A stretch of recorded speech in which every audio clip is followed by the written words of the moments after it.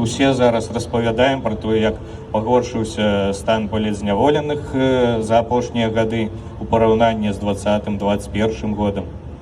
Visi dabar pasakojam, kaip palyginus su 2020-2021 metais pablogėjo politinių kalinių situacija. Я ўжо ў 22-м захапіў гэты адрэзак часу, калі прыхадзілася прыкладаць некаторыя намаганні, каб захоўваць свае творы. Man jau 22 metais teko patirti tą laikotarpį, kai teko imtis šiokių tokių pastangų, kad išsaugočiau savo kūrinius. Паглядзіце на вось гэты маленькі аркушык паперы, як думаеце, колькі вершаў тут можа памесціцца? Pasižiūrėkite į šį mažą lapelį, pagalvokit, kiek eilėraščių čia gali sutilpti. Перадавая на волю у выглядзе малявы, у выглядзе схованкі, я ўмясціў вось такі аркушык 28 вершаў.